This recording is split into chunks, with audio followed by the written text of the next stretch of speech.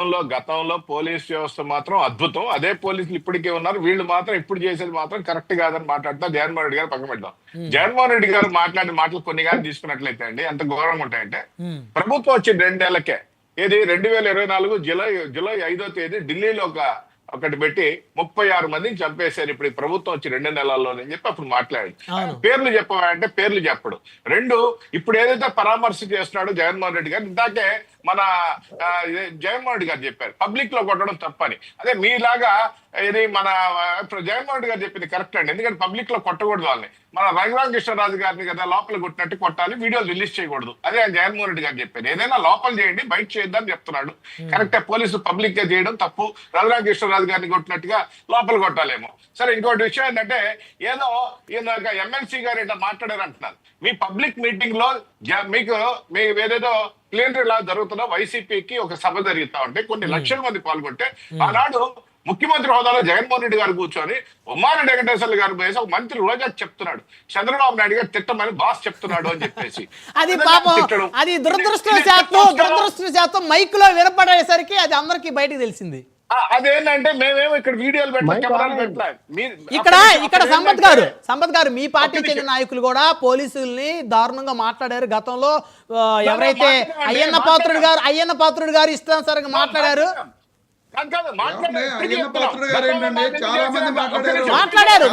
దాన్ని ఎవరు మాట్లాడారు? రమేష్ గారు ఒక్క నిమిషం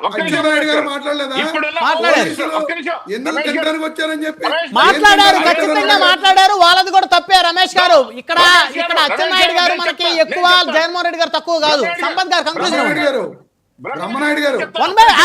నెక్స్ట్ మీ దగ్గరకు వస్తా. నెక్స్ట్ మీరు మాట్లాడదు. సంపత్ గారు కంక్లూజన్ ఇవ్వండి. సంపత్ గారు, తెలుగుదేశం పార్టీ కార్యాలయం డీజీపీ ఆఫీస్ కోతవేట దూరంలో అంటే తెలుగుదేశం పార్టీ కార్యాలయం మీద దాడులు చేస్తే, ఆనాడు ఇప్పుడున్న హోమ్ మినిస్టర్ నేరుగా డీజీపీ కార్యాలయానికి వెళ్ళి అయ్యా దాడి చేశానని చెప్పిస్తే లోపలికి ఎంట్రీ లేదండి.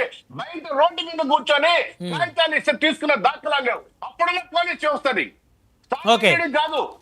పబ్లిక్ సర్వెంట్ ఏదైతే ఉన్నాడో రాజకీయ నాయకులు, ఎమ్మెల్యేలు, ఎంపీలకు కూడా ఆనాడు పోలీస్ వ్యవస్థను ఆ విధంగా కబంధస్థాల్లో పెట్టుకొని వీళ్ళు రాజ్యాంగం చేసి వీళ్ళు పోలీస్ వ్యవస్థను ఆ విధంగా భ్రష్టు పట్టించిన వీళ్ళండి. నేను ఇందాకనే చెప్పాను, ఒక డీజీపీ స్థాయి వ్యక్తి కోర్టు బోనెక్కాడు, కోర్టు ముట్టికాయలు రాష్ట్ర చరిత్ర ఎప్పుడు లేదు. అది మీకు అవమానం కాదా?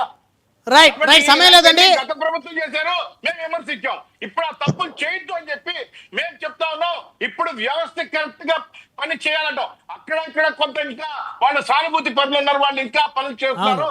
అది కూడా అరికట్టేదానికి ప్రభుత్వం కానీ ఉమ్మడి ప్రభుత్వం అదే విధంగా తీసుకుంటది. రమేష్ గారు కంక్లూజన్ ఇవ్వండి. రమణాయుడు గారు, ఇప్పుడు అక్కడికి వెళ్ళింది పోలీసులు చేసిన చట్ట వ్యతిరేక చర్యలకి నిరసనగా వాళ్ళని పరామర్శించడానికి జగన్మోహన్ రెడ్డి గారు వెళ్ళడం జరిగినది. ఎందుకంటే ఈరోజు పోలీసు వ్యవస్థ ఎంత అన్యాయంగా అక్రమంగా ఈ రాష్ట్రంలో ప్రవర్తిస్తుంది అనేది, ఎందుకంటే వైఎస్ఆర్ కాంగ్రెస్ పార్టీ నాయకులకి కార్యకర్తలకి వాళ్ళందరూ కూడా వాళ్ళ యొక్క ట్రీట్మెంట్ రుచి చూస్తూ ఉన్నారు కాబట్టి, వాళ్ళకి తెలుసు కాబట్టి వాళ్ళు ఈ రోజున ఎన్ని ఇబ్బందులు పడుతున్నారు అనేది జగన్మోహన్ రెడ్డి గారి దగ్గరికి వెళ్ళి వైఎస్ఆర్ కాంగ్రెస్ పార్టీ నాయకులు కార్యకర్తలు చెప్పుకుంటున్నారు కాబట్టి, జగన్మోహన్ రెడ్డి గారికి ఆ విషయాల మీద అవగాహన ఉంది కాబట్టి